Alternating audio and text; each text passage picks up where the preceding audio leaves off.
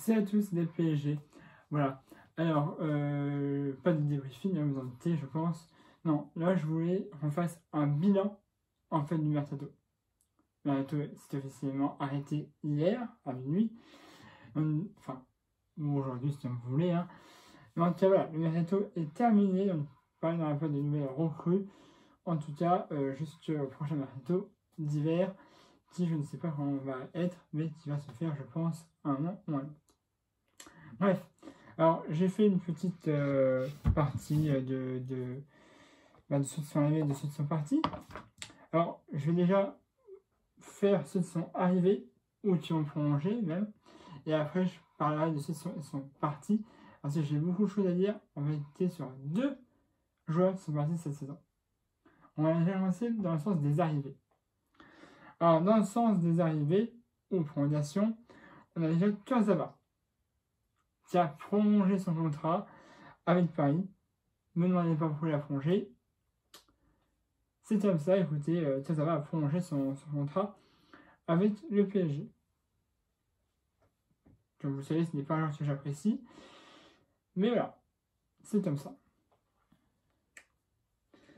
Après, donc, il avait été prêté au PSG l'année dernière. Il est arrivé, donc sa clause libératoire a été payée par Paris, un peu moins cher, parce qu'évidemment il y avait les risques sanitaires, et je vous en avais parlé aussi. C'est Icardi, qui vient de l'Inter Milan. Donc voilà, c'est bien. Si on a perdu Cavani, on en parlera plus tard. Mais voilà, on a rajouté Icardi, nouveau numéro 9. Donc voilà, il vient d'Inter Milan, c'est une bonne chose, je trouve, d'avoir un joueur en attaque, du coup, qui remplace Cavani pour cette saison. Donc, Icardi vient de l'Inter Milan. Rico, maintenant. Rico, vous savez, pareil, nous avait été prêté par FC Séville l'année dernière. Finalement, Paris a décidé aussi de le recruter. Il n'y avait pas de fonds d'achat, par contre. Paris l'a recruté. Donc voilà, Rico qui vient du FC Séville. L'année dernière, remplaçant, parce que du coup, Alphonse Areola, vous savez, a été à Fulham. Ça, c'est je le ferai dans une autre partie. Après, l'un de ceux qu'on est en train d'avoir recruté, évidemment, Florenzi, qui vient de Roma avec option d'achat. C'est-à-dire qu'on peut l'acheter si on veut, mais il y a une option. Voilà. Pour l'instant, il est prêté à Paris. Et il y a une option d'achat, si on veut. À voir si, je pense que Chouet va sauter l'année prochaine. Mais alors, en tout cas, ça sera à voir avec Leonardo et avec le numéro 1 de l'année prochaine du Paris Saint-Germain, si ils veulent conserver Florenzi. Voilà. Un autre joueur qui est arrivé, c'est un gardien. C'est Le Tellier. C'était libre. Il est déjà passé au Paris Saint-Germain dans le passé. Et donc là, il était libre de n'importe quel contrat. Donc du coup, Paris a recruté pour avoir un 3e gardien. Parce que ça, en fait, maintenant, on va avoir Navas, Rijo et Le Tellier, du coup. Parce que Garrison Innocent a été, je crois, prêté ou vendu, je ne sais plus trop. Mais là, en tout cas, on a nos 3 gardiens. Donc c'est Navas, Rijo et Le Tellier qui sont nos gardiens pour cette saison. C'est arrivé libre. Après, on a un autre gardien, Boulka, qui a prolongé son contrat avec le Paris Saint-Germain et qui a été prêté en D2 espagnol juste après avoir prolongé son contrat. Voilà. Tout comme Clumendo, je crois aussi. Alors lui, il est parti, mais il a prolongé aussi son contrat. Il est parti en prêt au RC Lens. Voilà. Donc c'est pareil que Boulka, sauf que lui, pareil, il a prolongé, mais il est parti au RC Lens. Boulka, lui, a prolongé et est parti dans un club de D2 espagnol. Voilà. Alors, les nouveaux arrivants, ils sont arrivés dans les dernières minutes du mercato. On a moi, Stiel, je ne sais pas comment on dit, excusez-moi, voilà. C'est arrivé en prêt de Everton. C'est un attaquant, à voir s'il est bon ou pas. Je vous dis, je ne connais absolument pas ce joueur. Donc voilà. Moi, Stiel, qui est prêté par Everton au Paris Saint-Germain. À voir si c'est un bon joueur, je vous dis, je ne connais absolument pas ce joueur, je ne regarde pas Everton, principalement. Hein. Donc voilà. Après, on a Danilo Pereira de Porto. Voilà, qui est aussi arrivé au PSG, je crois, en prêt. Mais ça, c'est autre chose. Je crois qu'il est arrivé en prêt, je suis pas sûr. Hein. Voilà. Danilo Pereira de Porto. Et enfin, c'est dans les toutes dernières heures du mercato hier soir. Je dis, j'ai regardé vraiment toutes les infos mercato pour être sûr qu'ils viennent. Paris a négocié avec le FC Barcelone pour faire venir Rafinha Alcantara, le frère de Pablo Alcantara. C'est bien, c'est un mec qui peut jouer soit en défense, soit au milieu. Voilà, il est venu, il était deux personnes, on l'a recruté pour 0 €. C'est bien, ça t'as bien travaillé là. Et si donc il a été transféré directement, il n'a pas été prêté. On l'a recruté et donc du coup Barcelone recevra un petit peu d'argent en clause de si on revend. Voilà. Je ne sais plus à combien est le pourcentage exactement. Mais voilà, en tout cas, on l'a recruté pour 0 €, ce qui est super, de Barcelone. Et donc, du coup, si on le revend après, Barcelone touchera un petit pourcentage à la revente. Voilà.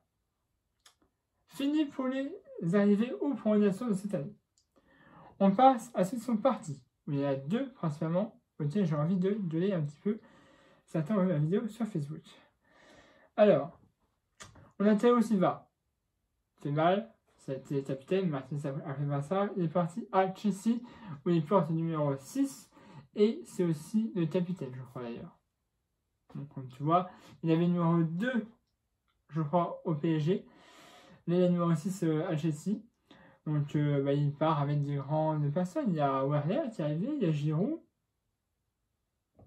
Et j'en passe, N'Golo Kanté, etc. Un très bon joueur.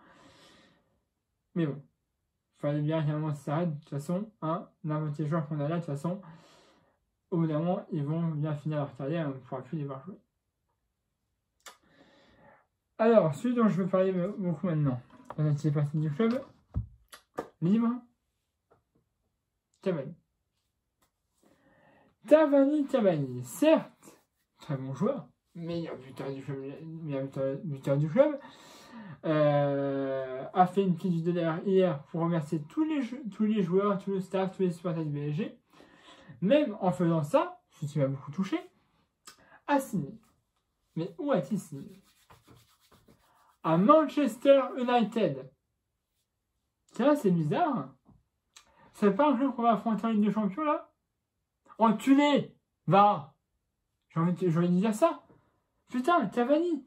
Alors, Cavani, c'est un bon joueur, je ne critique pas le joueur qu'il est, mais il a le tirage pour s'engager de Manchester, parce que c'est le premier club qu'on va affronter en Ligue des Champions. C'est là où on va prendre une revanche d'ailleurs, entre parenthèses. Ça m'énerve, ça, tu vois. C'est un joueur, on dirait qu'il ne respecte pas le club. Il a fait avec n'importe qui. N'importe qui. Il a fait sur la Manchester United, club qu'on va affronter en Ligue des Champions en phase de poule. Et qui nous a sorti en 8e, je rappelle, l'année dernière. Hein? Ça me fume, ça me met hors de moi, mon gars. Donc Cavani, j'aurais un petit peu de sang parisien, j'aurais jamais fait ça.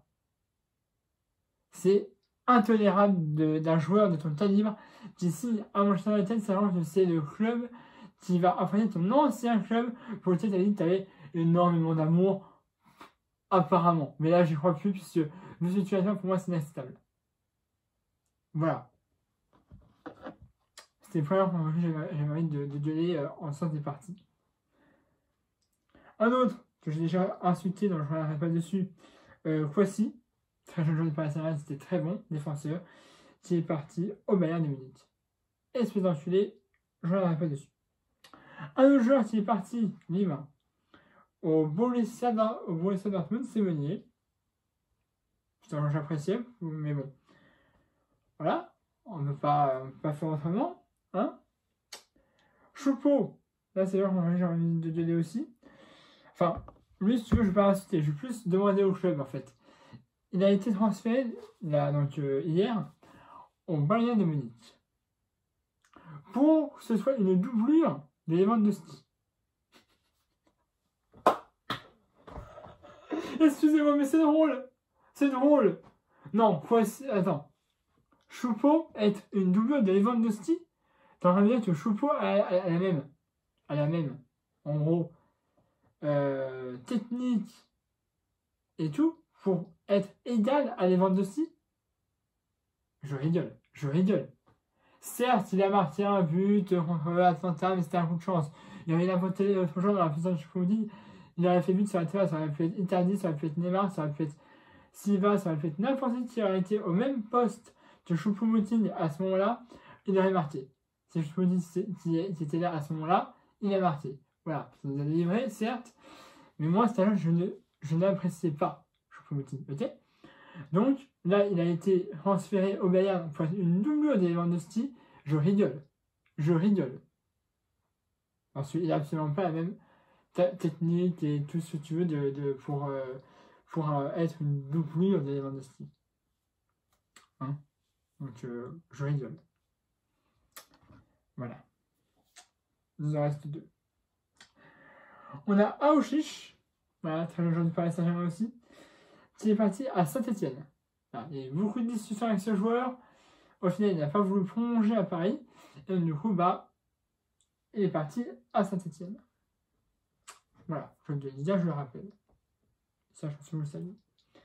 Et donc, le dernier, c'est notre gardien, Areola, qui est parti en prêt avec option d'achat à Fulham. Fulham, c'est une équipe en première ligue ou deuxième, je sais plus si elle a été promue en première ligue ou si elle est en deuxième division d'Angleterre. C'est une équipe en Angleterre, soit qui est en première ligue, soit qui est en deuxième, je sais plus.